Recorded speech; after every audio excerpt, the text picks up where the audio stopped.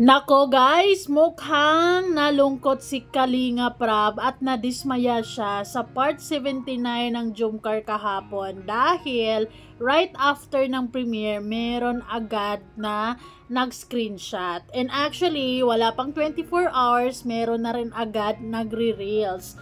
Jumcar fans, hindi man lahat, pero ano na, bakit? Bakit ganon? Napakasimple yung rules sa live 12 hours, sa upload 24 hours, tsaka natin pwedeng post or mag-reels kayo. Pero bakit hindi kayang sumunod sa mga simpleng patakaran na katulad nito? Kung talagang mahal nyo ang Jumcar, dapat napakasimpleng sundin lang yon dahil dapat i-consider din natin yung effort nila Kalinga Prab dahil syempre, as much as possible, gusto din natin talagang agad-agad maka 1M views as much as we can. Pero paano na kung merong mga ganitong fans na hindi kayang sumunod sa pakiusap na sana ay meron tayong consideration po, ay nakakahiya kay Kalinga Prab. Anyways, hi wow life, another video, another share guys, another POV. So ngayon guys, magbibigay tayo ng point of view dito sa isang usapan actually to ng GC. I don't know, Kalinga Prab siguro or Kalinga Prab whatsoever, kung ano mga pangalan ng GC na yan. Pero nakita ko to and makikita nyo dyan na si Kalinga Prab ay nalungkot or na-disappoint kasi syempre, sabi nga niya, may nag-screenshot agad and then syempre may mga reaction na nag-cry and then galit syempre, and si Kalinga Prab naiyak na lang, and syempre si Kalinga Jomar gano'n na lang, 'di ba? Kasi paulit-ulit napakasimple yung rules, 12 hours and 24 hours. Bakit hindi natin kayang ibigay yon kung mahal talaga natin ang Jumcar? Alam niyo guys, sobrang tagal natin inantay or sobrang tagal inantay ng pagkakataong ito, yung part 79 actually. Pero grabe naman yung iba, hindi kayang maghintay, hindi kayang consider ng effort ng nila Carla, nila Kalingap Jomar, nila Kalinga Prab, yung mga taong nandoon. Diba dapat i-consider natin yon? So paano na yan? Parang yung nakikipaghabulan kung sino unang makadami ng views. Dapat okay lang naman yon, pero after 24 hours, 'di ba? After 24 hours kasi mawawala yung excitement, mawawala yung ganang manood ng mawawala yung gana ng ibang taong manood sa kay Kalinga Prab mismo na channel kasi nakukuha nyo na yung climax, nakukuha nyo na yung magandang doon, yung inaabangan ng lahat, nakukuha na, nare-reels na. 'Di ba?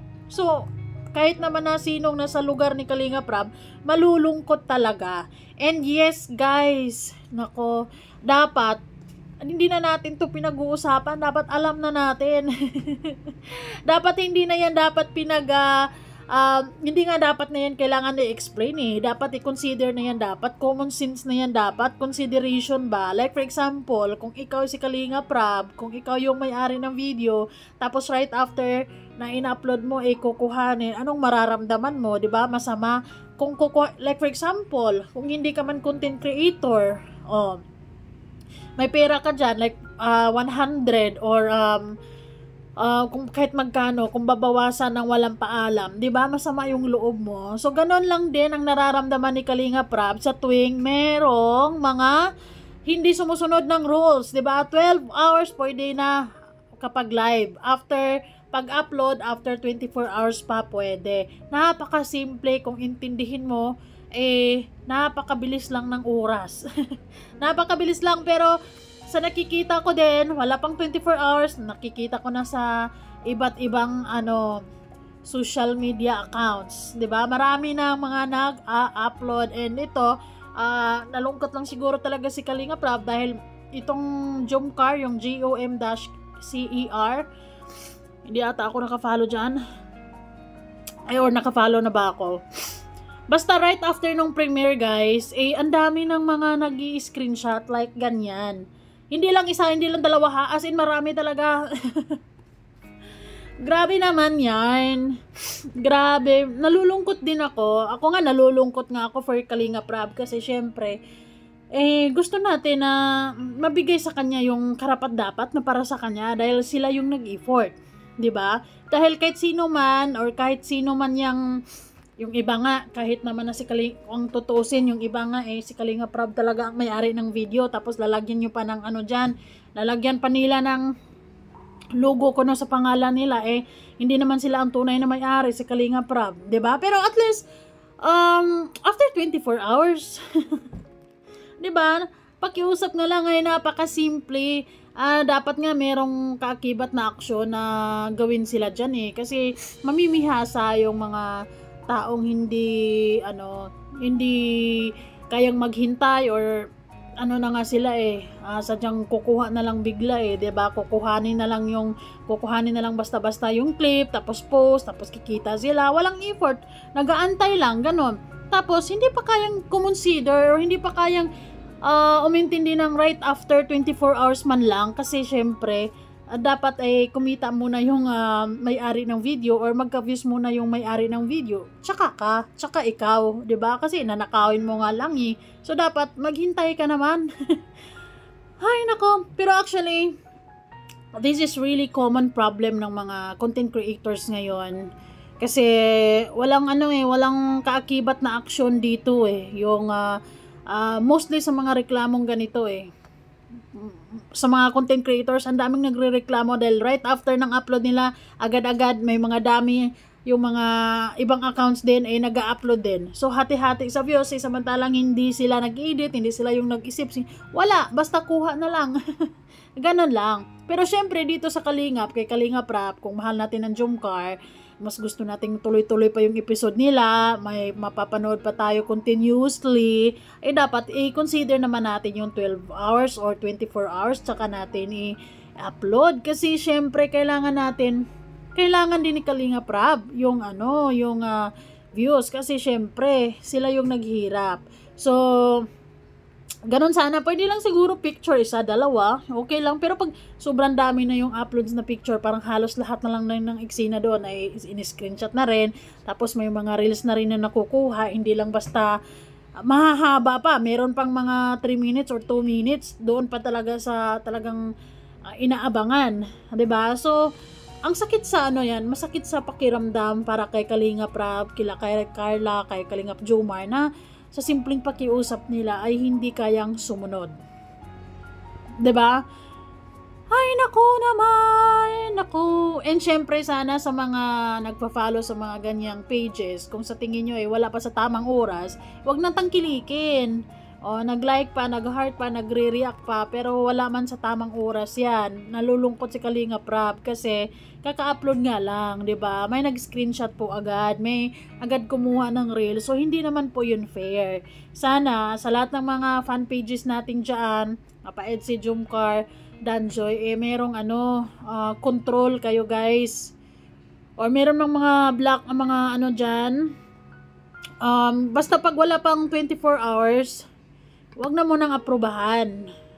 Ganon siguro, 'di ba? But anyways, sana sa susunod na upload wag ganito, kasi parang naman, nakakahiya din sa part, 'di ba? Nakakahiya sa part ng Jomcar, lalo na kay Kalinga Prab. Sila nga, ang Jomcar nga mismo, si Carla nga mismo, hindi nga kumukuha ng mga BTS, so on and so forth, 'di ba? Wala nga siya meron siyang channel imagine niyo pero hindi siya nakikipag-agawan ng views kay Kalinga Prab, kasi as much as possible kay Kalinga Prab lahat yung views, kung 'di ba? Pero napakahirap sundin yung 12 or 24 hours. Napakabilis lang naman ng oras, 'di ba? At least man lang i-consider mo man, o may consideration ka man na kaka-upload pa lang naman Kalinga Prab, next na lang, antay na lang muna, tiis na muna, 'di ba?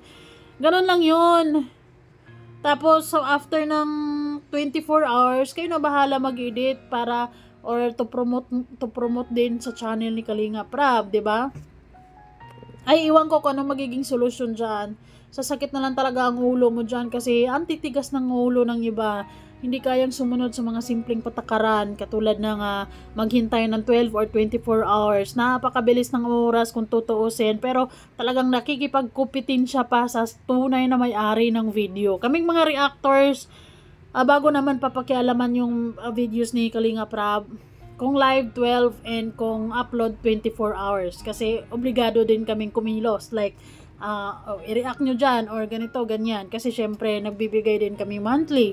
Pero merong mga, dyan, mga fan pages na actually, meron ding hindi, mga personal accounts. Actually, marami, ang dami. Kumukuha lang agad-agad ng mga pang-reels nila. Like 3 minutes, 2 minutes. Hindi nila kino-consider, ay, si Kalinga Prab muna, 'di ba? After 2 days man lang or after 1 day man lang tayo kukuha kasi dapat naman i-consider naman natin paano kayo nakakatulog sa ganyang gawain na parang ang dating diyan is kumikita kayo, parang nakaw lang din yan eh. 'Di ba? So sana di ko alam kung ano magiging solusyon ni Kalinga Prab diyan kasi sayang yung effort nila, napakalayo ng pinuntahan nila. Lahat naman ng videos nila is pinaghirapan para mabigyan tayo ng magandang panoorin. Pero kung ganito lagi, sayang naman yung effort ng tao, 'di ba?